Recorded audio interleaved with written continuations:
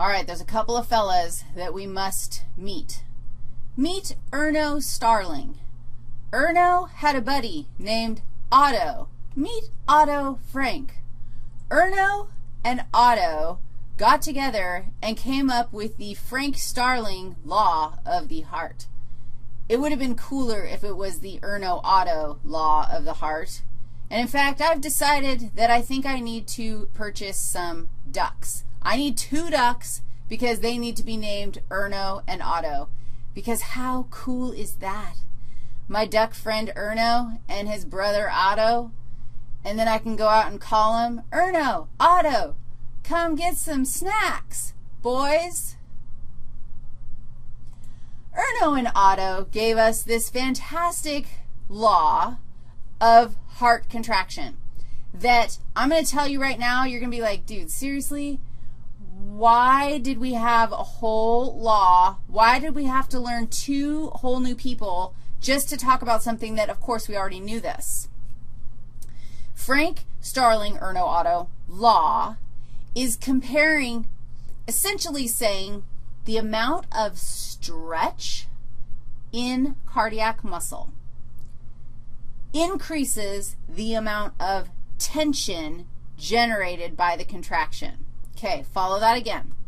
The amount of stretch experienced by cardiac muscle cells, stretch is going to stretch apart our sarcomeres. It's going to put our actin and myosin myofilaments in optimal position, in a better position. The more stretched the cardiac muscle is, the greater the tension, the greater the force of contraction that you're going to generate. That really, I mean, up to a limit, there is a limit where we could stretch the cardiac muscle so far out that we can't generate a proper contraction anymore because we aren't getting any overlap at all or little overlap. But your heart really isn't set up to go there. And I want you to think about this for a second. Let's jot it down that increased stretch equals increased force of contraction. That says force of contraction. Now, think about your heart. How could you increase the stretch of your heart? Well, I'm going to tell you right now, all you have to do to increase the stretch of your heart is you could fill it fuller, more full. Fill it up more. Fill it, like push more blood in, and that's going to stretch your heart. Do you totally agree with that? Now, what concept, think Wiggers, what concept have we done and learned that would allow us to quantify a fuller heart? Push pause and go look at Wiggers and see if you can figure it out. Where on Wiggers could we see an actual visual of a heart that was filled more full? I'm about to tell you that. Stretch can be quantified by end. Okay, I'm going to write stretch first. And it can be quantified by end diastolic volume. Remember end diastolic volume? It's the volume of the ventricle, the volume of blood in the ventricle at the end of diastole. Right before systole, right before contraction happens, the more blood you push in, the greater the end diastolic volume. So end diastolic volume being really big, like let's say, I don't know, 400, versus being very small, let's say 0, or I don't know, I think my number is 135, kind of in the middle. Not really, oops, not really in the middle, but somewhere like normal, like relaxed, chillin' heart is going to have an end diastolic volume of 135 milliliters. But if you push in more volume, and how could we do that? There's all sorts of ways that we could do that. here's what they said. You're going to have more force. Now, what is some way that you could quantify the amount of force that you're generating? Think about this and see if this works for your brain.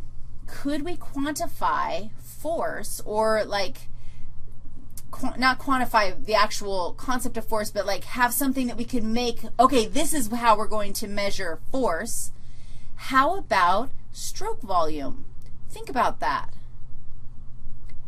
The amount of blood that you push out, can you agree that if I have a small contraction, a small force, I'm going to have a low stroke volume. I'm not going to push out very much blood. But if I like push a huge force of my ventricle contraction, then I'm going to have a bigger stroke volume. So force is estimated by stroke volume. Or it's, I don't know, what's that word? Like it's represented by stroke volume. Okay. So if our stroke volume at like Joe regular is like 70 milliliters, here's what we see. At a regular stretch, you know, a stretch of 135 mils, that's how much we filled. We stroke volume, we contract up to 70 mils out. And what we see is that we get this little curve. Thank you, Erno, and I forgot my other guy's name. We end up with this curve where the more we stretch, the bigger the end diastolic volume, the greater the stroke volume that we actually push out. Now, I know that kind of makes sense, but the reason why that happens is because the stretch itself literally generates a bigger contraction in the muscle. The muscle fiber, like the myofilaments, have a stronger pull when they're stretched apart more. And we definitely hit a peak. We definitely hit a physiological barrier to this law. But in general, this is something that happens. If you have a substance that increases the strength of the contraction, if you can increase the force of the contraction, that substance is called inotropic. Inotropic substances increase the force of contraction. And we can see that one of the ways to increase the force of contraction is to increase the end diastolic volume. If you have a greater end diastolic volume, that will increase the force. Now, how do you increase end diastolic volume? Well, somehow you have to get more blood in your heart. There's, I'm not going to even go here, but think about this. If you have greater venous return, increased venous, now think about that word, return, or think about that concept.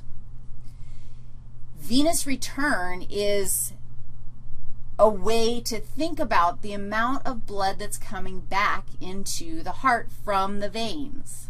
If you have increased venous return, then you're going to have possibly increased end diastolic volume, which will lead to an increased stroke volume. Ultimately, how is an increased stroke volume going to affect blood pressure? It makes perfect sense that you have an increased force represented by stroke volume, and that's going to increase your blood pressure. All right, now let's talk about the concepts of preload and afterload, because those are also related to this idea of like how is our heart actually functioning to change the force of contraction, knowing that the force of contraction is what is creating the blood pressure in the first place.